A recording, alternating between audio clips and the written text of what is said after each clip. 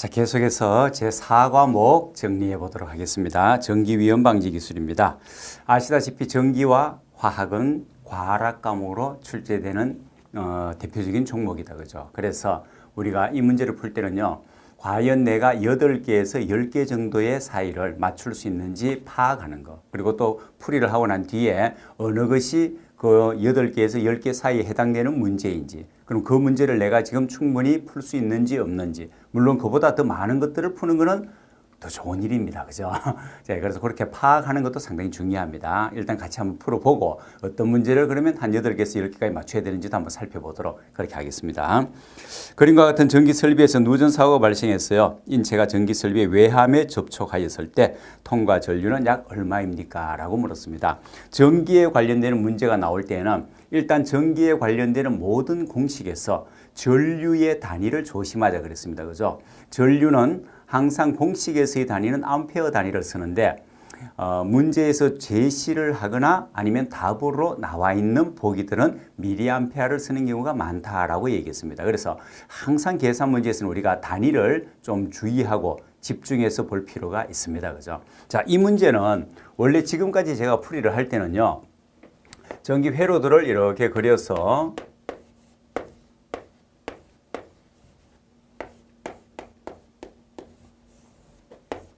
이렇게 그려가지고 각각에 해당되는 지금 이 문제 같은 경우에는 R2 값이 지금 여기 있습니다. 그죠? R2 값이 여기 있고요. 그 다음에 R3 값이 여기 있고, 그 다음에 인체의 저항이 있습니다. 그럼 이렇게 했을 경우에 인체와 R3는 병렬로 연결되어 있습니다. 각각의 저항값이 있으면 이 저항값을 다 더할 수가 있다. 그죠? 전체 저항값을. 그러면 전체 저항값을 구하고 전체 전하값이 있으면은 전체 전류값을 구할 수가 있습니다. 그죠? 그런 전체 전류값을 구해서 다시 R2에 관한 전압을 구하고 각각의 전압을 구해서 각각에 해당되는 인체의 전류값을 계산해내는 그런 방법을 썼습니다. 조금 복잡하죠. 그죠?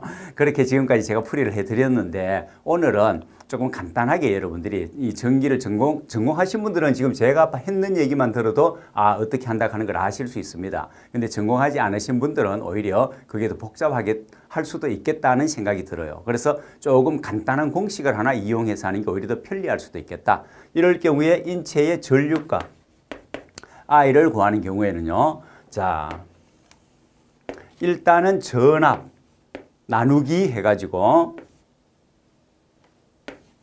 RM에 해당되는 인체 저항입니다. 그죠? 인체 저항을 해놓고 인체 저항에 1 더하기 해서 간단한 식입니다. 앞에서 문제에서 제시하는 것도 그렇고 맨 앞쪽에 있는 저항값을 순서대로 집어넣으시면 돼요. R2 뒤에 있는 R3 이렇게 해주시면은 오히려 굉장히 간단한 공식이고, 왜 제가 이 공식을 지금 제시를 하느냐면요.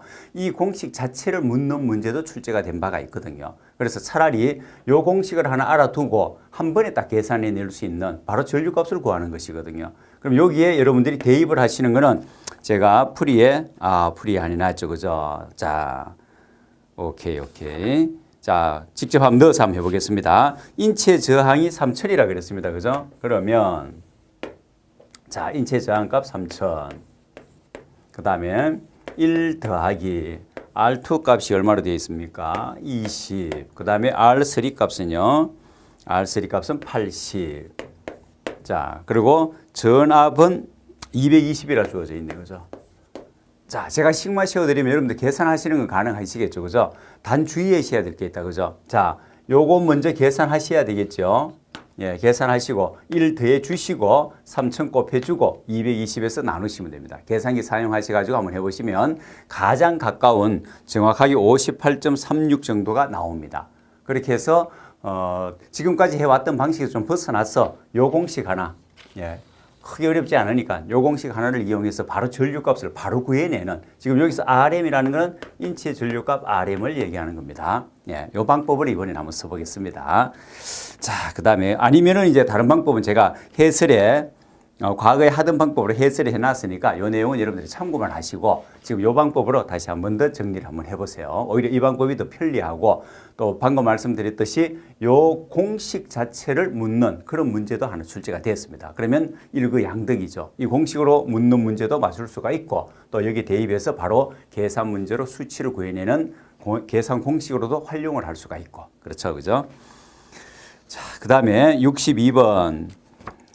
화재 대비 비상용 동력 설비에 포함되지 않는 것은 그랬습니다. 이거는 급수 펌프입니다. 그죠? 지금 여기서는 화재 대비고 비상용 하는데 초점을 두시면은 급수 펌프는 여기서 예외가 됩니다. 그죠? 뭐 잘 나오는 문제는 아니지만 또 우리 산업 안전에 관련되는 문제는 아닙니다만 위험물 쪽에서 사용하고 있는 그러한 문제다 보시면 돼요. 이 기회에 이제 답을 한번 봐두는 겁니다.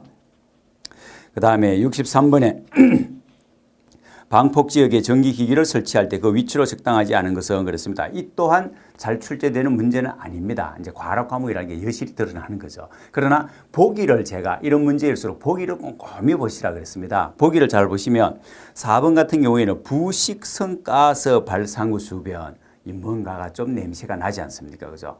우리가 이 내용을 모르더라도 지금 방폭 지역에 전기기기를 설치하는데 그 위치가 맞지 않다 하면 부식성 가스 발생 이건 뭔가 좀 맞지가 않습니다. 그죠? 이렇게 해서 하나 이왕에 여러분들이 찍으시려면 이런 내용들 조금 뭔가 의심스러운 거 이걸로 찍어주시는 게 좋습니다. 그죠?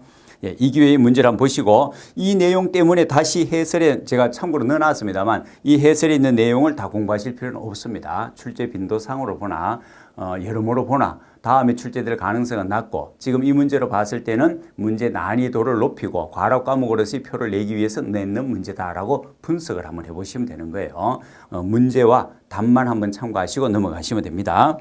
64번 200A의 전류가 흐르는 단상 전로의 한 선에서 누전되는 최소 전류의 기준은 이거는 누설 전류, 허용 누설 전류를 얘기하는 거죠. 이런 문제를 놓치시면 안 된다는 겁니다. 그죠? 반드시 맞춰야 되는 문제죠. 자, 200A라 그랬으니까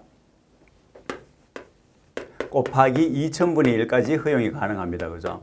이렇게 해주시면 되겠죠. 그죠? 자, 이렇게 하시면은 뭐 답이 바로 나오네. 그죠? 이 1원이 10분의 1입니다. 그죠? 자, 그런데 이게 이 0.1이 반드시 암페어 단위라는 거 아시죠? 그죠? 그러면 여기서 보시다시피 미리암페어로 그렇죠? 예, 전류의 기준 해가지고 미리암페어로 나와 있습니다.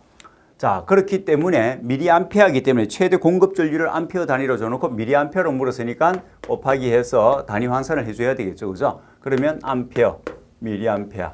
그래서 암페어는 1000이니까 1000을 곱해주면은 100이 되겠네요, 그죠? 100을 답으로 찾으시면 되겠죠. 1번에 있습니다, 그죠? 이런 문제 놓치시면 안 돼요. 다시 한 번 더요. 공급 전류 중에서 허용해 줄 수 있는 누설 전류 값은 공급 전류의 2000분의 1입니다. 굉장히 중요합니다. 이런 문제는. 자, 그 다음